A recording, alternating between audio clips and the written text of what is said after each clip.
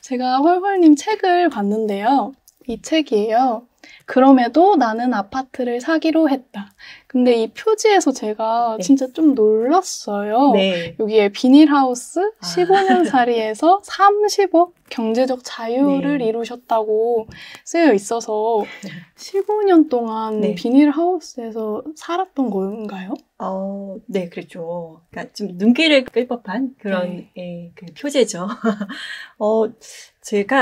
저희 가족이 아버지가 부산에서 사업을 하셨어요. 그러다가 이제 제가 5살 때 네. 쫄딱 망하셔가지고 저희가 이제 쫓기듯이 서울로 오게 됩니다. 그래서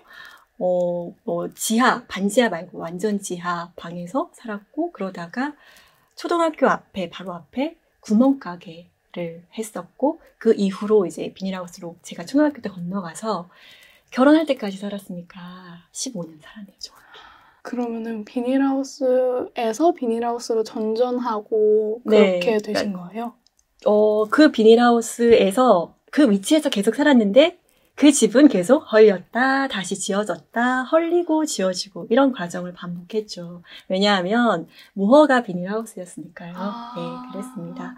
요즘에는 비닐하우스도 막 컨테이너에다가 이렇게 해서 잘 하던데, 그때는 정말 그냥 흙바닥에, 시멘트 바닥도 아니고 흙바닥에 비닐을 이렇게 둘러쳐서 더울 땐 덥고 추울 때는 막 이가 갈리도록 너무너무 추운 네, 그런 집이었죠. 네. 제가 굉장히 그 집에 대해서 집착을 하는데, 어렸을 때 아무래도 저희가 이제 가세가 기울어서 서울로 올라온 거다 보니까 부모님이 이제 다 이제 일을 하셨어요. 그러니까 네. 일일 노동자로 일을 하셨던 거죠.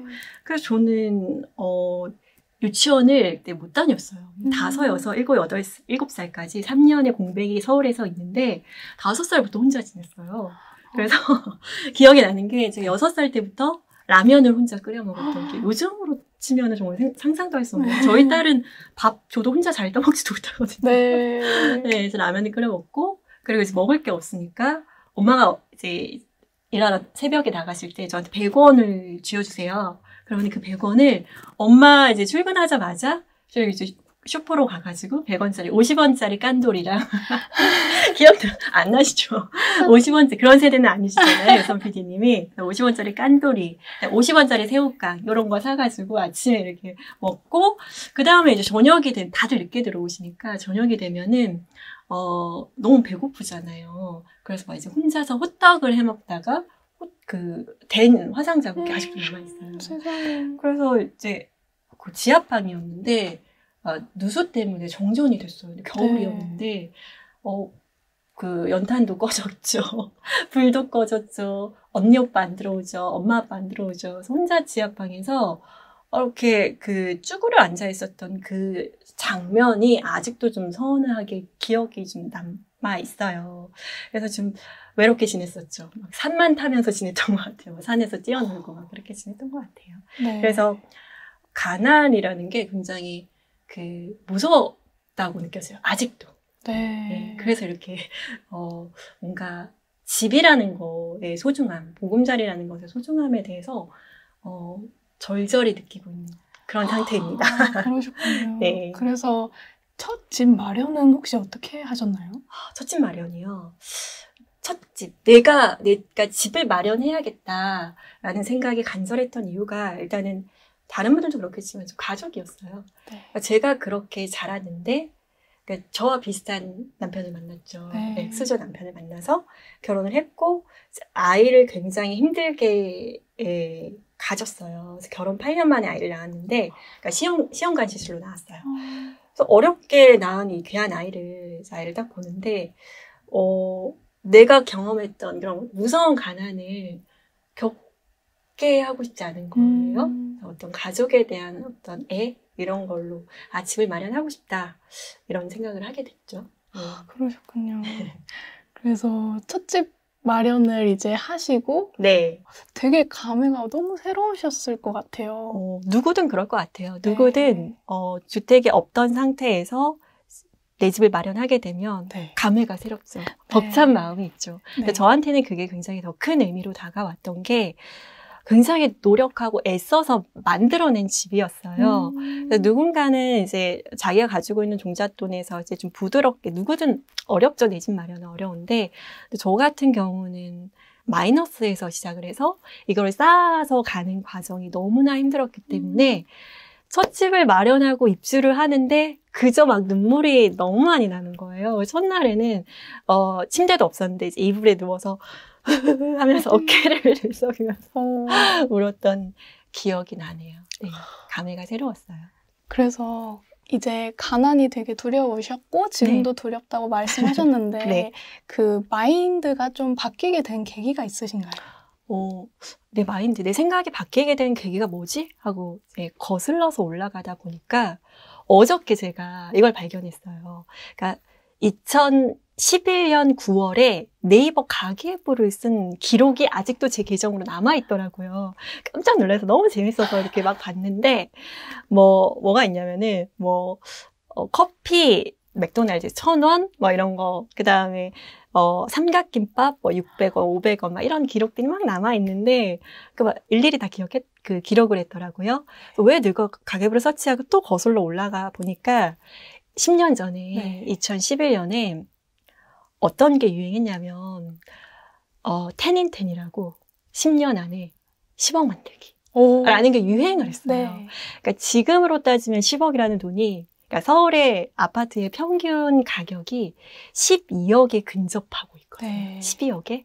그러면은, 10억이라는 돈으로 사실 현재 상태로는 서울의 평균의 집도 사기가 어려운 상태예요. 그런데 딱 10년 전에는 10억, 10in10, 10년 안에, 그러니까 지금 2021년이죠. 네. 10억을 딱 만드는 게 목표였던, 예전에는 10억이라는 그 기준이 부자의 기준이었어요.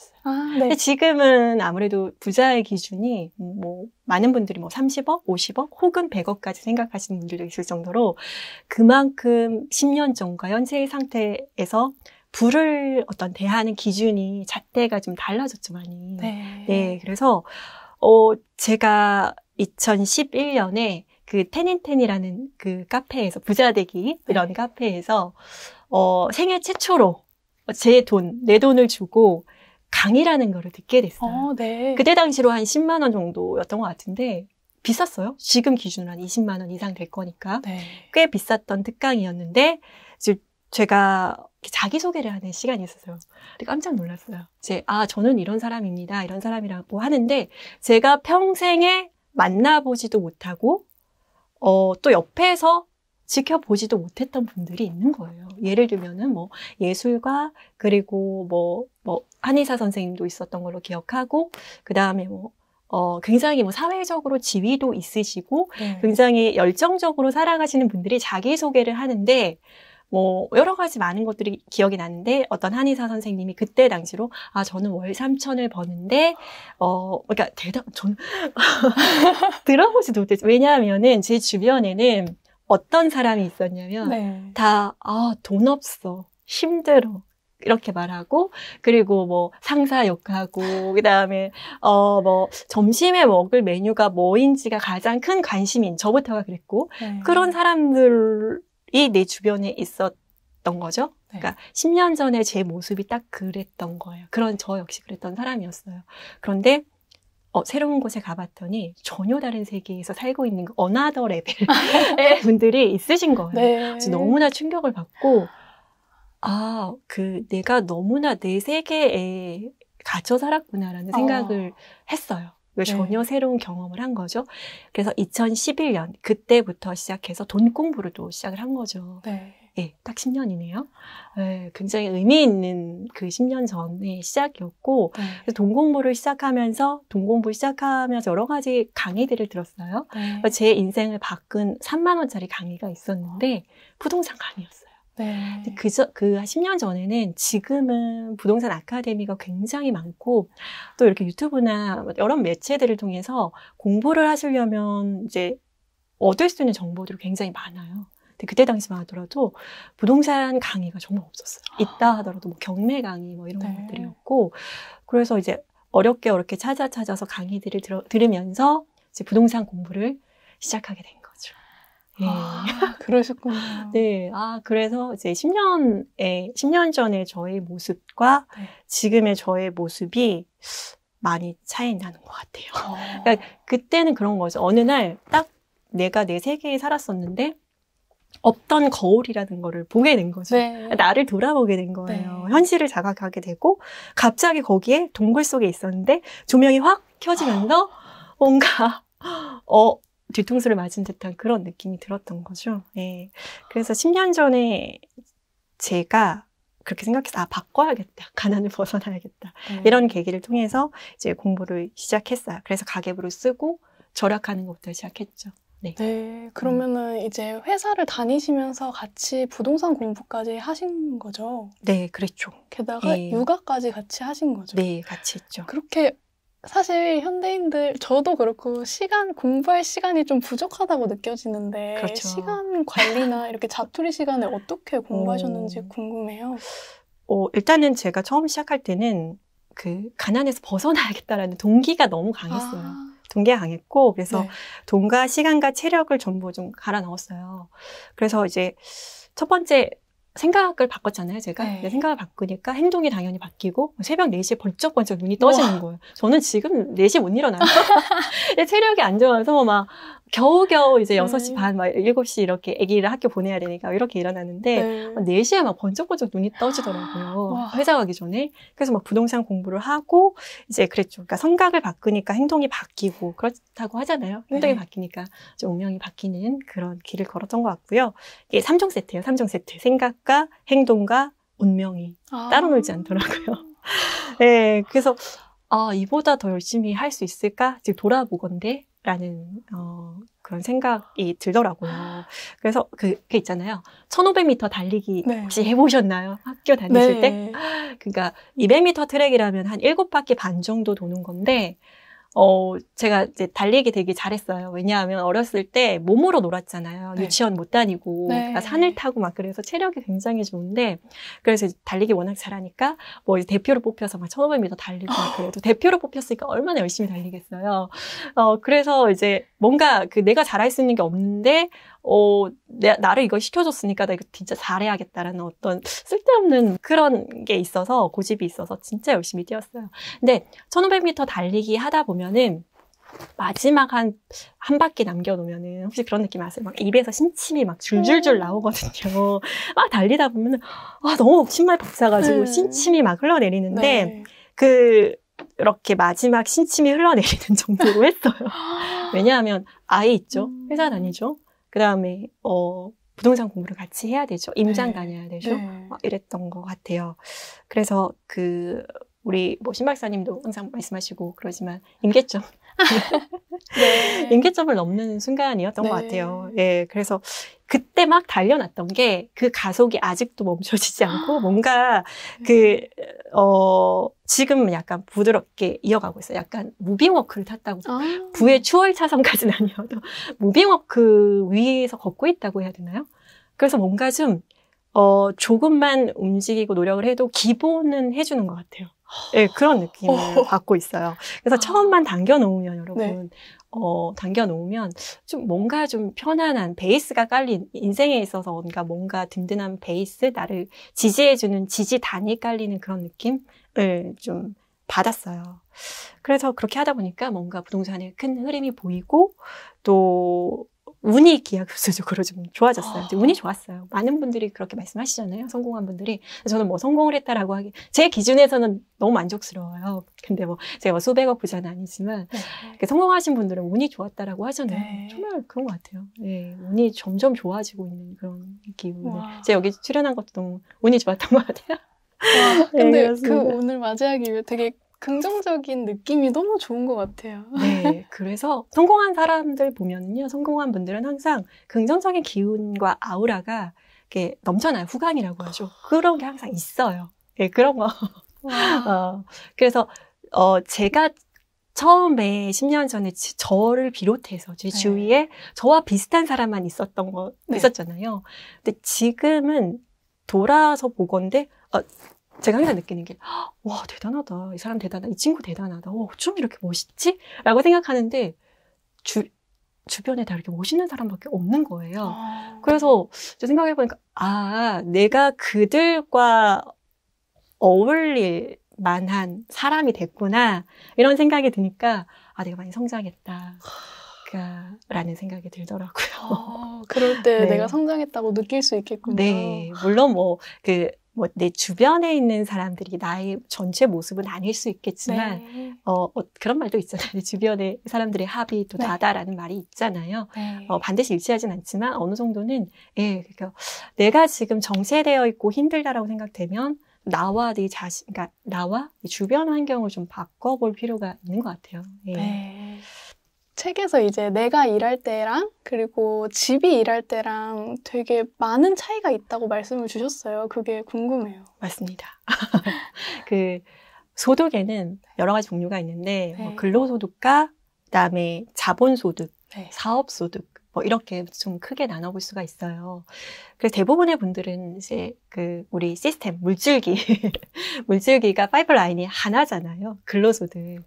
근데 이제 근로소득이 자본소득보다 클 수가 없다라는 게 사실 저희 책의 기본 전제예요. 대전제인데 많은 분들이 지금은 2030 세대를 너무 현명하셔서 지금은 어떤 자기개발, 자본개발에 너무 굉장히 몰두하고 계시고 잘하고 계셔서 이런 부분 굉장히 많이 인지하고 계시잖아요. 네. 자본소득과 근로소득은 어떤 부를 증가시키는 그런 속도가 완전히 다르죠. 예를 들어서 제가 이제 결혼한 지 올해는 15년 차가 되는데 작년에 제가 책을 썼을 때 14년 차였어요. 네. 그래서 생각을 해보니까 이 근로소득과 자본소득의 차이를 어떻게 하면 좀 잘 설명을 해드릴 수 있을까 생각을 하면서 이제 집필을 하는데 저의 경우에 그랬어요.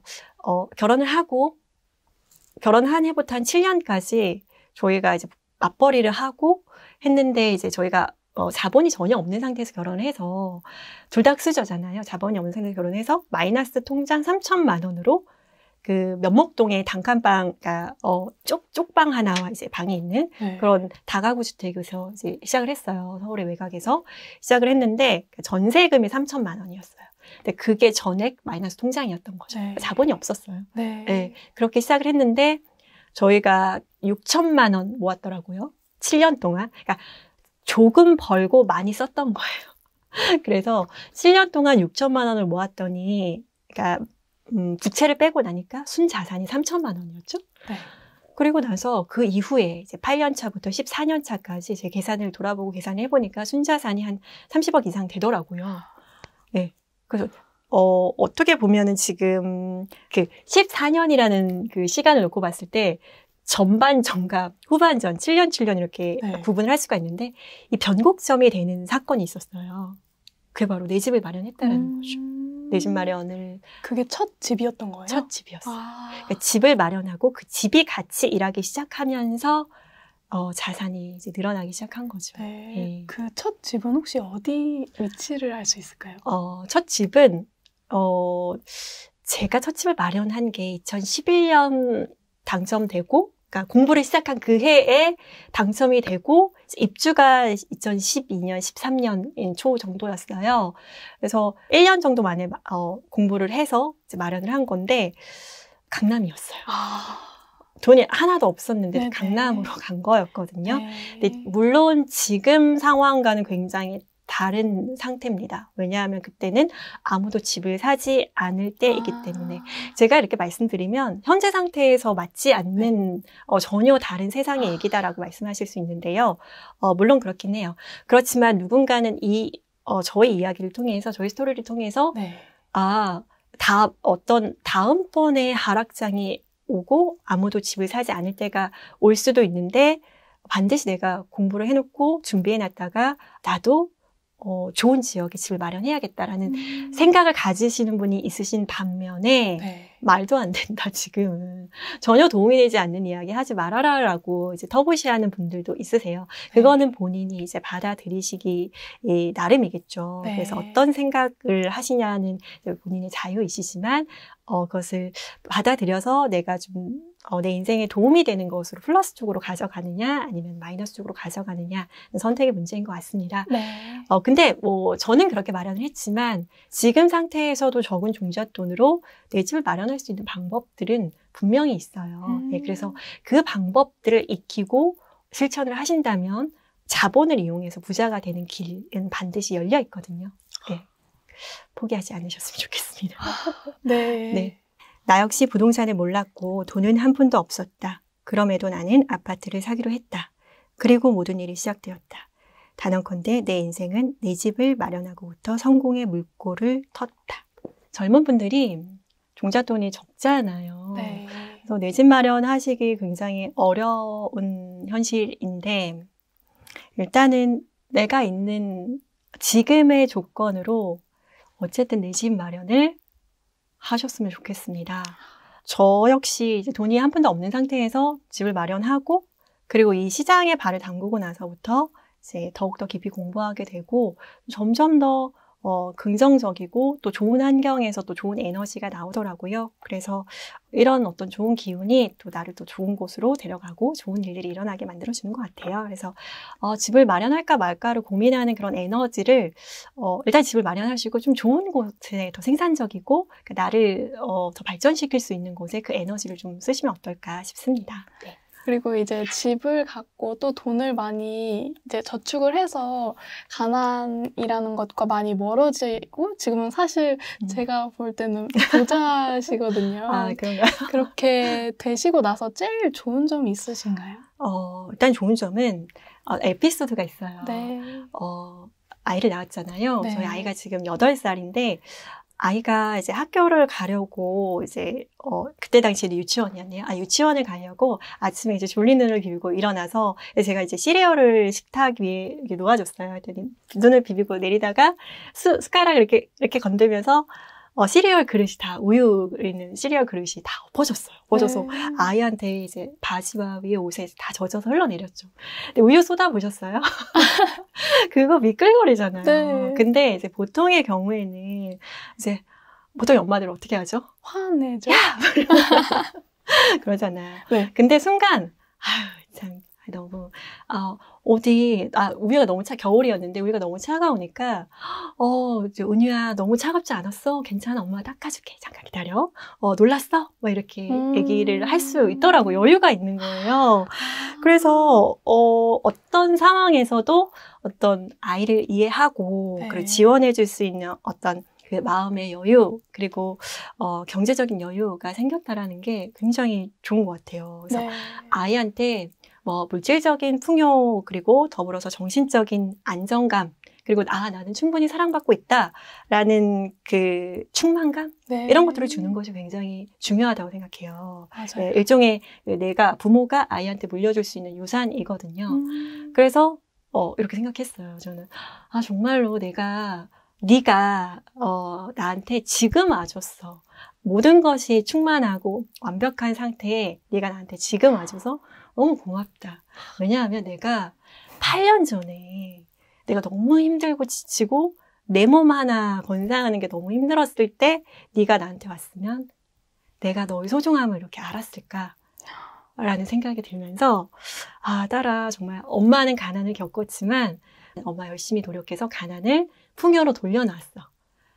그래서 너도 너에게는 가난을 물려주고 싶지 않았는데 엄마가 너보다 먼저 태어나서 너무 다행이야. 라는 생각을 하게 됐죠. 네. 진짜 너무 멋있으신 것 같아요. 그래서 아이를 낳아보신 분들은 네. 아실 거예요. 이런 마음을. 눈물이 아니. 물입니다. 네. 눈에 물이 많아서. 맞습니다. 네, 네. 저도 사실 돈을 모은 이유가 이제 네. 가족이 누구라도 아프면 너무 그게 무서운 거예요. 맞아요. 그래서 돈을 모아야 한다고 생각했고 네. 그래서 더 뭐라 그럴까? 절박하기 때문에 조금 네. 더 쉽게 모았다고도 할 수 있는 것 같아요. 결핍과 절박함 이런 감정들이 네. 자기를 조금 더 앞으로 나아가게 밀어주는 동력, 뒤에서 밀어주는 바람이 되는 거죠. 네, 자본이 일하게 해서, 물론 저도 일하지만 자본이 함께 일하게 해서 그 여유로 이제 온 가족들이 조금 더 풍요로움을 누리는 그런 모습들을 상상을 한번 해보세요. 네. 저는 이제 양가 부모님에게 다 생활비를 드리고 있어요. 그래서 저는 너무 편한 게 저를 너무 좋아해 주세요. 네, 그런 미래를 지금 한 번씩 꿈꿔보시면서 어떻게 하면 부자들은 10년 전에는 어떤 생각과 어떤 행동을 했을까? 그러니까 내가 지금 집값이 너무 올랐는데 집을 마련하라고? 라는 생각에서 조금, 물론 지금 살 것인지 말 것인지라는 화두를 떠나서 부자들은 10년 전에 어떤 생각을 하고 어떤 행동을 했을까를 한번 생각을 해 보신다면 내가 지금 해야 할 일들이 해야 할 생각이 나오게 될 것 같아요. 네. 네. 제가 그거 있어요. 이 책에서 네. 어떤 게 인상 깊었냐고 말씀하셔가지고 네, 네. 저 이거 있어요. 꼰대다. 네. 인생은 실전이다. 이 책에 보면은 저의 이야기가 나와서 이거 내돈내산 했거든요. 제가 책을 사서 읽고 있는데 우리 유선 PD님이 저한테 섭외 연락이 오셔서 깜짝 놀랐어요. 제가 인간 자석이구나 이렇게 느꼈는데 PD님께서 네. 가장 기억에 남는 파트를 좀 뽑아달라고 하셨는데 저는 이거 저한테 딱 하시는 말씀 같아서 이렇게 말하면 결국 나이에 상관없이 꼰대다. 제가 지금까지 한 말이 다 꼰대 같은 말이어서 약간 그런데 그러니까 이런 거죠. 또 위로해준답시고 와서는 해결책을 주려는 사람도 많다. 뭐 이런 부분들이 있는데요.